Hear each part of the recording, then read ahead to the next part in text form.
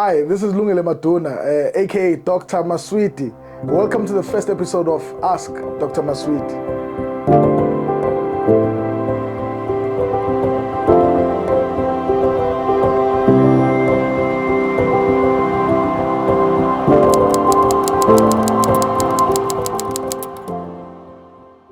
All right, I think the number one mistake that most people make is thinking that leadership is about following. So when you're a leader, actually you first have to focus on developing yourself as a person. First, learn to lead you. First, learn to lead your life. So if you've maybe made some resolutions and things that you need to do for the business, first, you have to make sure that you are ready to do all of those things. Before you expect other people to do what it is that you want them to do, make sure that you have worked on yourself and you keep your word, you keep your own appointment. So if you said, kusasa ngizovuka ngo-10, this is what I'm going to do, you have to be the person that holds yourself accountable. What did you do those things that you said you were going to do? And once your word becomes valuable to you, then you can expect other people to do the same. You know, because when you looked at your life, you looked at the plans that you had, and because of all the things that you decided that you were going to do, you did them according to how you said they were supposed to happen. Then once you have done that, then you can go to the rest of your team, you know, and hold them accountable. And first, before you hold anyone accountable, you have to spend the time with them to make them understand that when you say you want things done this way, you really mean it, and they have to see it in your actions. You do keep your part of the things that you said you want done. So leadership is not too much about the people that follow you. First, it starts with the leader himself. The leader must develop themselves. They must hold themselves accountable. Then the people that follow them start to realize that this is how, you know, we're going to serve this leader. Number two, in our organizations and the things that we do, one of the things that I believe in when it comes to leadership is what Jesus talks about, that the greatest among you is the one that's going to serve. So leadership is really more about serving than being served. So many people think that, you know, to be a great leader, it's all about how many people are ready to do what you say they must do. Actually, leadership is serving. Leadership is being the person who looks at what the people you lead need. Let's look at a family, for example. I'm a father and I lead a family. You know, most of the time my concentration on the things that I think about is how do I serve my family. If my kids have to go to school, I think about those things. My kids have to go to school. I look at their shoes. Are they okay? Are they in good conditions? Their clothes, how are they? Are they okay if they have to go play soccer?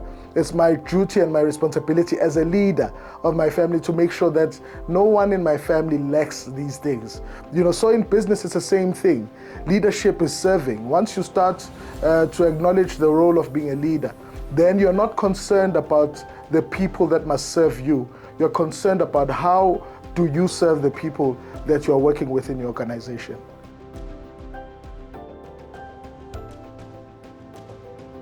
Let me start with disadvantages.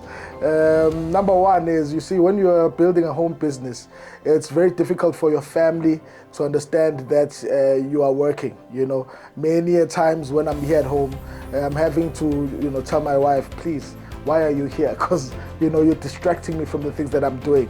You know, I have so many things that I'm doing, and sometimes I'm just holding a phone like this, you know, and everybody feels like, oh no, I think we can talk to him because he's not doing anything, it's just he's holding his phone. And sometimes I'm holding this phone because someone just sent me a message, they want to order a product, or somebody's asking me a very serious question about their condition, you know, and they want to know which product is good for them.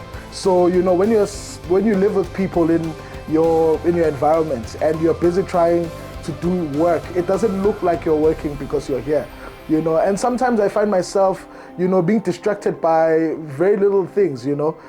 Somebody comes in here, yes, I'm working, you know, and they maybe are looking for products. It's part of my work, but sometimes it throws me off from a lot of other things that I need to be doing. Like, for example, I need to be working on certain things for the team, onboarding stuff for the team. I need to be thinking about content that I need to make, you know, but because every other person doesn't know my process and what I'm doing, it's not easy for them to know if, you know, I'm just sitting or am I working, you know. And sometimes I need a break and I'm listening to something, maybe some news. for 5 minutes, you know, because obviously when I'm here, I'm not always working. You know, I've got moments where I steal just so that I can relax my brain to come back to the things I need to do. So those are the disadvantages that most people, especially my family, it's very hard for them to understand. My last born doesn't understand at all. I mean, he's only one. When he sees me, he just cries for me. It doesn't matter. So I'm not allowed to go to the loo, because if I go to the loo and he sees me, it's a big problem, and we have to keep him quiet and all of those things. So those are some of the disadvantages. But when it comes to advantages, we've got so many advantages. One of them is the fact that, you know, I've got time freedom. I can plan my life the way I want. You know, also, I made a decision that I wanted to take my kids to school myself. I didn't want them to be in someone's transport.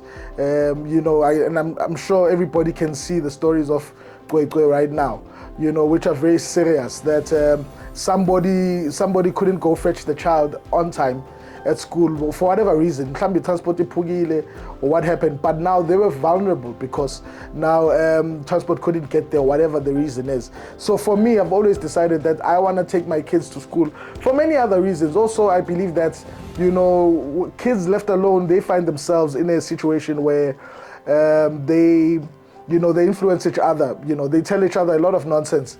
You know, by the time you catch it, you know, they're so far in thinking very funny things, and their language is, you know, very wrong. So now for me, having a home business has helped me in the fact that now I have more alone time with my kids. You know, we've got very strong bonds with my kids because I'm driving them to school.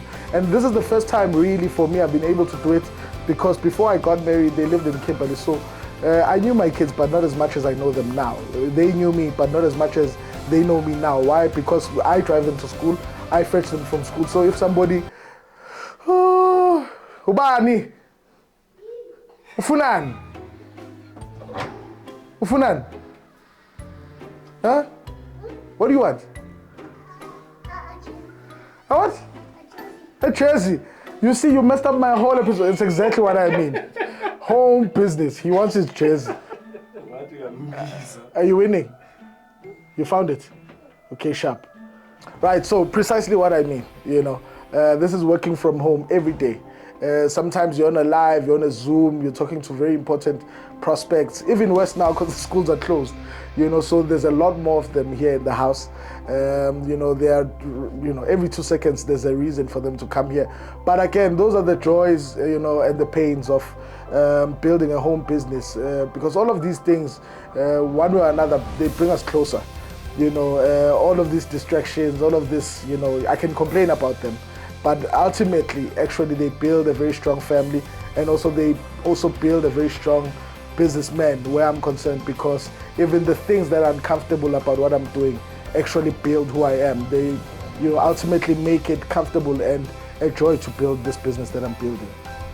All right, thank you very much. And that was the first episode of Ask Dr. Maswidi.